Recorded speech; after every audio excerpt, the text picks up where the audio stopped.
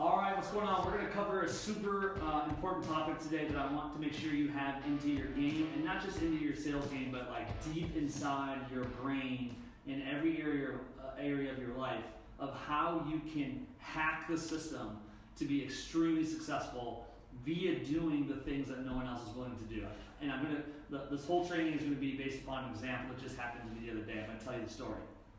So, as we all know in the sales cycle, when you're selling something and you either are trying to get a customer on the phone that you believe has the pain that we solve and you really want to talk to them, or maybe they've expressed interest and you've already done a demo or a sales call with them, whatever it may be, and then they fall off the map, right? You follow up with them, never heard back, maybe you send them another email or call, you never hear back, and they just go out into la la land and it's dead, right? It happens all the time. If you have any idea how many people I've talked to that just are so frustrated with this customer, I thought they were interested and they just disappeared. Well, I wanted to share, so I'm going to share a story with you that you're going to be able to take a lot out of if you follow the same process that the sales rep that I just had an experience with did with me. All right, so here's a story. There's some software that I'm looking to purchase in the business, and it's a software that helps us onboard customers easier by giving them things that they need to do and helping coordinate what everybody has to do to get them onboarded successfully as a customer. It's a pretty cool tool. I did a demo of it. A sales rep reached out to me on LinkedIn, sounded interesting. I did a phone call with them in a demo and left the demo saying this: all right, listen, it's interesting. I think we could use it. I really like it. Here's the deal. I have a new sales guy starting next week, and he's running with all of our new customers. I want him to be a part of this, of really choosing this tool. So once he starts, I'd like for you to meet with him, and we'll make a decision from there. So over the course of the next 3 or 4 weeks, I got extremely busy. And this demo was maybe 6 weeks ago. And so I got an email the following week after the demo saying, hey Josh, would like to connect with your new sales rep. I know you're starting, so we can get this thing moving. And I just didn't reply to it. And it wasn't on purpose. I wasn't trying to be rude. I was just slammed at 100 emails. It must have got deleted or missed. I missed it. The following week, I think I got a voicemail, calling a voicemail, a follow-up email. Hey Josh, just want to follow back up. I know, let's get this thing moving, blah, blah, blah. Anyway, over the course of the next 3 or 4 weeks, he persistently, not annoyingly, but very respectfully, followed up with me. And I knew it. I knew I was getting the messages. I just wasn't ready to deal with them yet because it wasn't top priority. At the end of the day, it's not a huge purchase for me. I have a ton of other things going on, super busy. I want it, it's just not a priority. So side lesson here, the bigger problems that you solve for people come to the top of their list and they get done faster. If we're solving small problems for people, it's gonna take longer in the sales cycle to close those deals because they're just not top priority. This was a not top priority for me, so I pushed it off to the wayside a little bit and it just wasn't top of mind.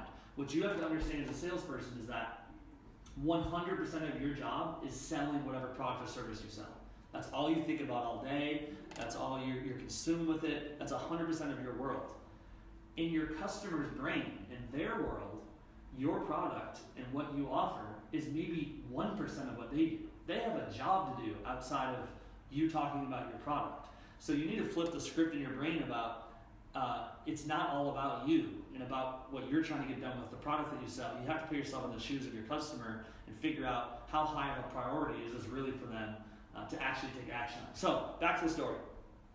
3-4 weeks of really consistent follow-up, maybe once or twice a week, not pressured, but maybe once on LinkedIn, once on email, once on phone, really like appropriate follow-up that I respected. I just never got back to it. And here's what happened.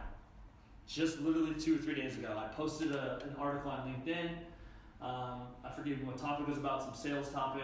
I posted it on LinkedIn. An hour later, I get an email. And I'm going to show that email up here on the screen here in just a second. An hour later, I get an email. This email that you just saw right here. And the email states, hey Josh, just read your article that you posted. I had a very similar experience. I forget what I even wrote about. I had a very similar experience. XYZ shared a bit of a story about how what I wrote about happened to him as well. It seemed very genuine. Just wanted to say thanks for sharing that. It was really cool. By the way, let me know. I'm here whenever you want to get things picked up. Guess what I did? Immediate response. Immediately, I replied to him, let's get this thing going.